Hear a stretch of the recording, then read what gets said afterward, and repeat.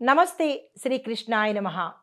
July నెల 11వ తారీఖు 2025 శుక్రవారం నాటి పంచాంగం ప్రకారము శ్రీ విశ్వావసునామ సంవత్సరం ఉత్తరాయణం గ్రీష్మ ఋతువు ఆషాఢమాసం కృష్ణపక్షం.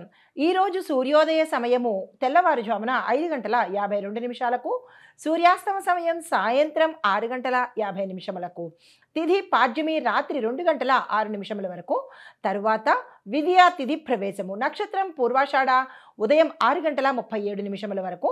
తదుపరి ఉత్తరాషాఢ నక్షత్ర ప్రవేశము. ఈరోజు వర్జము మధ్యాహ్నం 2:09 నుంచి మధ్యాహ్నం 3:48 వరకు. దుర్ముహూర్త సమయము ఉదయం 8:28 నుంచి 9:20 వరకు. తిరిగి మరల మధ్యాహ్నము 12:47 నుంచి మధ్యాహ్నం 1:39 వరకు. ఈరోజు రాహుకాలము ఉదయం 10:44 నుంచి మధ్యాహ్నం 12:21 వరకు. యమగండ కాలం మధ్యాహ్నం 3:36 నుంచి సాయంత్రం 5:13 వరకు. బ్రహ్మముహూర్త సమయము తెల్లవారుజామున 4:16 నుంచి తెల్లవారి 5:04 వరకు. అమృత ఘడియలు రాత్రి సమయంలో 12:06 నుంచి రాత్రి 1:39 వరకు.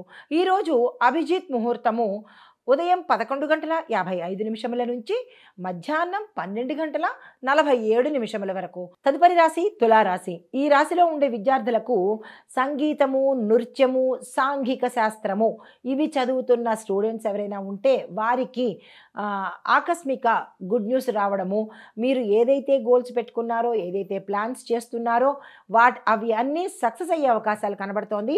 వాస్తవ రూపంలో ప్రయోజనం పొందుతారు. ఉద్యోగస్తులకు చూసుకున్నట్టయితే కనుక ధనపరంగా ప్రగతి కనబడుతుంది. గ్రోత్ కూడా మీరు చూడగలుగుతారు. గతంలో ఇబ్బందులు కానీ అప్పులు కానీ ఉన్నట్టయితే అవి సానుకూలంగా తీరేందుకు మార్గాలు మీకు గోచరిస్తాయి. పై అధికారులు మీకు ఈ సమయంలో ఏ అంశంలోనైనా మీకు తోడ్పాటు చేస్తారు. అంటే వారి యొక్క హెల్ప్ మీకు సమయానికి అందుబాటులోకి వస్తుంది. వ్యాపారస్తులకు చూసుకున్నట్టయితే కనుక లీజనింగు అంటే లైజన్ చేస్తారు కదా, మీడియేటర్గా చేసేవాళ్ళు, ఈ వ్యాపారాలు చేసే వాళ్లకు ఈ రంగంలో ఉన్న వారికి లాభదాయకంగా ఉండబోతోంది. దీంతో పాటుగా లీజుకు ఇస్తూ ఉంటారు. ఆ లీజు వ్యాపారం చేసిన వాళ్ళకి కూడా ఈ సమయంలో లాభాలు వచ్చే అవకాశం కనబడుతోంది. అయితే వ్యవసాయదారులకు చూసుకున్నట్టయితే కనుక మీ యొక్క సాగులో కొత్తదనాన్ని, సాంకేతికతను ఉపయోగించినట్టయితే మరింత ఎక్కువ పంట రావడము, ఆ పంటకు దిగుబడి రావడము, ఆ దిగుబడికి సరి అయిన ధర మార్కెట్లో పలికే అవకాశం కనబడుతోంది. ప్రతి ఒక్క రైతు మీ ప్రాంతానికి తగినటువంటి పంటలు వేయడము, టెక్నికల్గా మీరు కొంచెం ముందడుగు వేసినట్టయితే మంచి జరిగే అవకాశం కనబడుతోంది. రుణాల కోసం ఎవరైనా ప్రయత్నం చేయాలని అనుకుంటే ఈరోజు చాలా బాగుంది. వెంటనే ఆ ప్రయత్నాలు చేసుకోండి. కుటుంబపరంగా చూసుకున్నట్టయితే స్నేహితులతో చక్కని సమయాన్ని గడిపే అవకాశం కనబడుతోంది. కొత్త కొత్త పరిచయాలు పెరుగుతాయి. ఈ పరిచయాలు ఉత్తరోత్తర మీ అభివృద్ధికి తోడ్పడేటట్టుగా కనబడుతోంది. పరిహారంగా కేతుగ్రహ శాంతి కోసము నారాయణ కవచాన్ని తప్పనిసరిగా పారాయణ చేసే ప్రయత్నం చేసుకోండి. సానుకూలమైన ఫలితాలు పొందుతారు. తదుపరి రాశి వృశ్చిక రాశి. ఈ రాశిలో ఉండే విద్యార్థులకు పూర్వపు పోటీ పరీక్షల్లో, అంటే మీరు గతంలో ఏమైనా పోటీ పరీక్షలు రాసి ఉంటే వాటి యొక్క ఫలితాలు మీరు అనుకున్నంత స్థాయిలో వచ్చే అవకాశం కనబడుతోంది. ఇప్పుడు ఏదైనా రాయాలి అని అనుకుంటే కనుక, ఎవరైనా కొత్తగా పోటీ పరీక్షలు రాయాలన్నా, లేదా అంటే క్యాంపస్ ఇంటర్వ్యూస్కి వెళ్ళాలన్నా, లేదా మీరు ఏదైనా ప్రయత్నాలు చేయాలని అనుకుంటే కనుక ఈరోజు ప్రయత్నం చేసినట్టయితే తదుపరి మీకు ఆ ప్రయోజనాలు లాభం వచ్చేటట్టుగా గోచరిస్తోంది. ఉద్యోగస్తులకు చూసుకున్నట్టయితే కనుక ప్రాజెక్టు పూర్తి చేసి బోనస్లు పొందే అవకాశం కనబడుతోంది. కొత్తగా ఉద్యోగ ప్రయత్నాలు కానీ, స్థానచలనాలు కానీ ఇక్కడ ఎక్కువగా గోచరిస్తోంది. వాటికి సంబంధించిన ప్రయత్నాలు, ప్రణాళికలు వేసుకోండి. వ్యాపారస్తులకు చూసుకున్నట్టయితే కనుక రియల్ ఎస్టేట్ రంగంలో ఉన్నవారికి, నిర్మాణ రంగంలో పనిచేస్తున్న కాంట్రాక్టుదారులు కావచ్చు, నిర్మాణ రంగంలో నిర్మాణానికి సంబంధించిన ప్రతి ఒక్క ఐటమ్స్ని వ్యాపారం చేసే వాళ్ళకి విశేషమైన లాభం వచ్చే అవకాశం కనబడుతోంది. మరింత విస్తృతంగా మీ వ్యాపార సంస్థలను ఎక్స్పాండ్ చేసే ప్రయత్నం చేసుకోండి. అయితే ఆరోగ్యపరంగా చూసుకున్నట్టయితే కనుక నీరసము, మానసిక వ్యధ, దీంతోపాటు తలనొప్పి కూడా వచ్చే అవకాశము, అంటే తలకు సంబంధించిన మామూలు సాధారణమైన తలనొప్పి కాకుండా వేరే రకంగా అంటే తలకు తీవ్రమైన ఇబ్బంది కలిగేటట్టుగా గోచరిస్తోంది. దానికి సంబంధించిన జాగ్రత్తలు తీసుకోండి.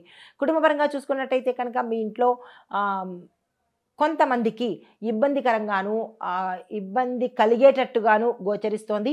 అది చెప్పడానికి కొంచెం అసాధ్యంగా ఉంటుంది. దాని విషయంలో అంటే పెద్దలు ఎవరైనా ఉన్నట్టయితే కనుక వారి విషయంలో శ్రద్ధ పెట్టే ప్రయత్నం చేసుకోండి.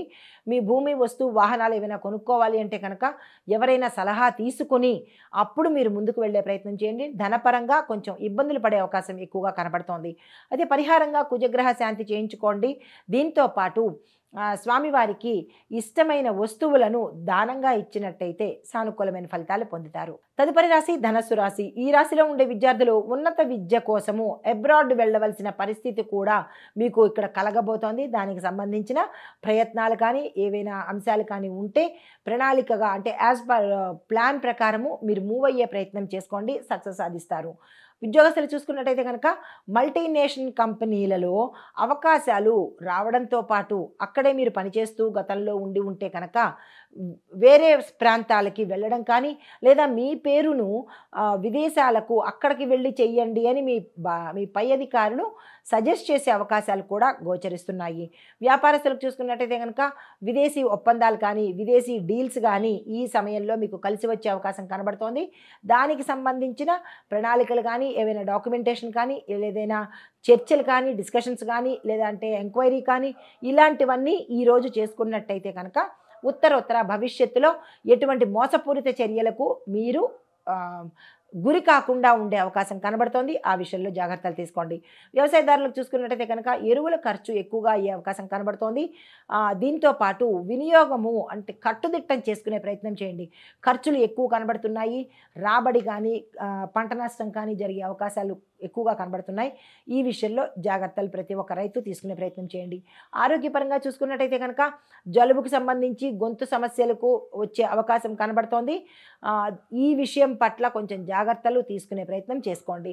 కుటుంబపరంగా చూసుకున్నట్టయితే కనుక కుటుంబ సభ్యుల మధ్య సమన్వయం పెరగబోతోంది. గతంలో ఏమైనా కుటుంబ సభ్యుల్లో ఇబ్బందులు రావడం కానీ లేదా మాట పట్టింపుల వల్ల విడిపోవడం కానీ ఏదైనా జరిగి ఉంటే అవి ఇప్పుడు సానుకూలమయ్యే అవకాశం కనబడుతోంది. అలాంటివి ఏమైనా గోచరిస్తే మీ కుటుంబంలో దాన్ని మరింత వృద్ధి చేసుకునేందుకు ప్రయత్నం చేయండి. కానీ ఎడమకం పెడమకంగా యాటిట్యూడు ఈగోలు ప్రదర్శించి మొదటికే మోసం తెచ్చుకునే ప్రయత్నం కుటుంబ సభ్యుల్లో ఎవ్వరూ చేయకండి. అయితే పరిహారంగా గురుగ్రహ పఠనం తప్పనిసరిగా చేసుకోండి. దీంతో పాటు పసుపుని దానంగా ఇచ్చినట్టయితే కనుక సానుకూలమైన ఫలితాలు పొందుతారు.